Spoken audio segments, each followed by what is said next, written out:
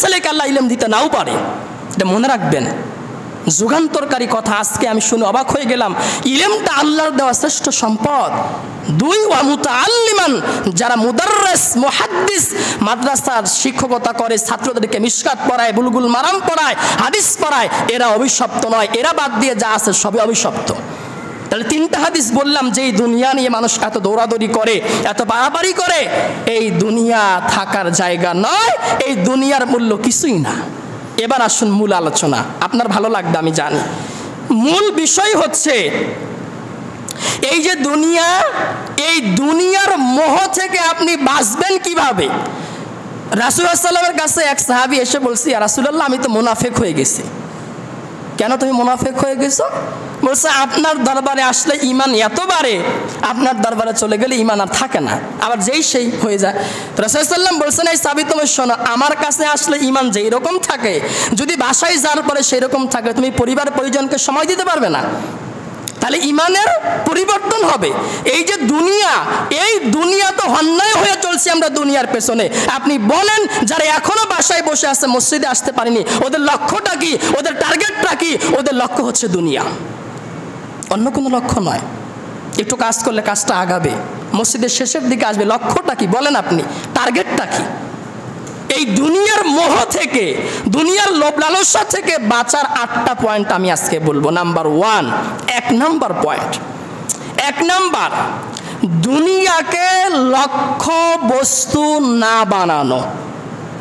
মানে আপনার টার্গেটকে আগে ঠিক করতে হবে। আপনার টার্গেটটা কি, আপনার উদ্দেশ্যটা কি, আপনি কি করতে চাচ্ছেন, আপনার লক্ষ্য কোথায়?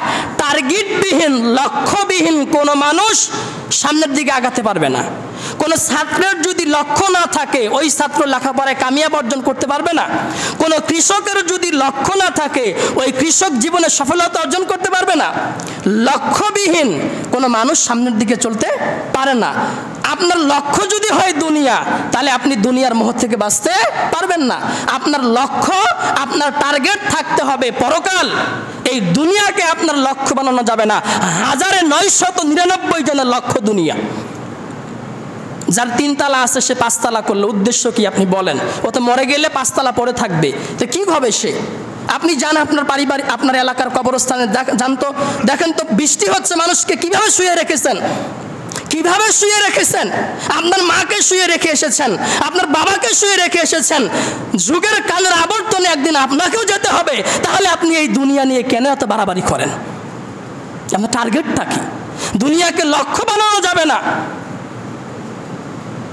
আনাস ইবনে মালিকের বর্ণনা, রাসূল সাল্লাল্লাহু আলাইহি ওয়াসাল্লাম বলছেন, মান কানাতিল আখিরাতিল হাম্মা। আনাস রাদিয়াল্লাহু তাআলা আনহু বলছেন, আখিরাত যার একমাত্র লক্ষ্য, পরকাল যার একমাত্র চিন্তা, এই লোকটার হৃদয়কে আল্লাহ অভাব মুক্ত করে দেয়। আল্লাহু আকবার। যার চিন্তা পরকাল, যার চিন্তা আখিরাত, তার গোটা হৃদয়টাকে, গোটা অন্তরটাকে আল্লাহ অভাব মুক্ত করে দেন। অভাবের মধ্যে সে থাকবে না। আল্লাহ চালাবে একভাবে না একভাবে চালাবে। অভাব কি জিনিস সে বুঝতে পারবে না। এটা আনাস রাদিয়াল্লাহু তাআলা আনহুর বর্ণনা। 2, রাসূলুল্লাহ সাল্লাল্লাহু আলাইহি ওয়াসাল্লাম বলছেন, দুনিয়াতে অনেক সমস্যা তার সামনে আছে। ভালো করে শুনবেন আমার কথা।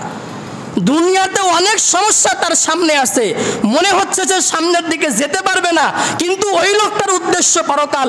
আল্লাহ তার সমস্ত সমস্যাকে চোখের পলকে সমাধান করে দিবে, ওই লোকটা বুঝতেও পারবে না। এটা আমি নিজে তার বাস্তব প্রমাণ। এমন সমস্যা সামনে আসছে, মনে হচ্ছে যে সামনের দিকে যেতে পারবো না। আল্লাহ কোন দিক দিয়ে সমাধান করে দিয়েছে আমি নিজেই জানি না। এটা আমার জীবনের কথা আমি বলছি আপনাকে।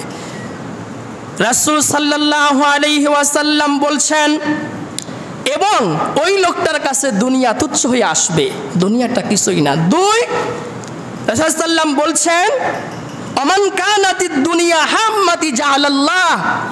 যেই ব্যক্তির উদ্দেশ্য পরকাল দুনিয়া, টার্গেট দুনিয়া, যেই লোকটার উদ্দেশ্য দুনিয়া, খাও দাও ফুর্তি করো, দুনিয়াটা মস্ত বড়, আগামীকাল বাঁচবি কিনা এই কথা কি তুমি বলতে পারো?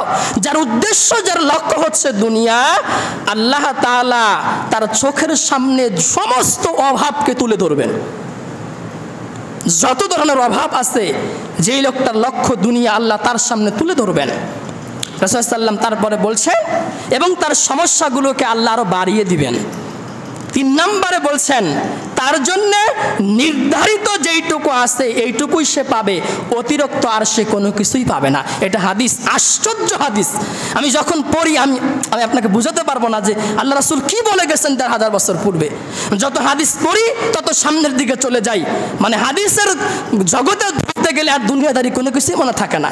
অনেক সময় ফজর পড়ে বসেই একেবারে 8টা 9টা পর্যন্ত বসে আছে, একটার পর একটা সামনে আসতেছে। এই হাদিস যেটা বললাম এটা হচ্ছে আপনার তিরমিজির 2465 নাম্বার হাদিস। তাহলে দুনিয়া থেকে বাঁচবেন কিভাবে? দুনিয়া থেকে বাঁচার বাঁচার একটা অপশন হচ্ছে দুনিয়াকে লক্ষ্য উদ্দেশ্য বানানো যাবে না। আপনার দুনিয়াতে সময় পেয়ে পরকালকে সুন্দর করতে হবে। ওয়াল আখিরাতু খায়রু ওয়া আবকা বাল তু'সিরুনাল হায়াতাদ দুনিয়া। মানুষেরা দুনিয়ার জীবনকে প্রাধান্য দেয়। আল্লাহ বলেন না, ওয়াল আখিরাতু খায়রু ওয়া আবকা, আখিরাত চিরকাল সুন্দর, চিরকালের জন্য। তাহলে 1 নম্বর পয়েন্ট হলো দুনিয়াকে লক্ষ্য উদ্দেশ্য বানানো যাবে না। দুনিয়াকে পরকালকে যদি আপনি লক্ষ্য উদ্দেশ্য বানাতে চান তাহলে আপনি দুনিয়ার মোহ থেকে বাঁচতে পারবেন। 2 নম্বর পয়েন্ট, বেশি বেশি নেক কাজ করা, বেশি বেশি নেক কর্ম করা। নেক কর্ম কে করে? কয়জনে করে? আজকে জুমার দিনে কয়জনে সূরা কাহাফ পড়েছেন বলেন?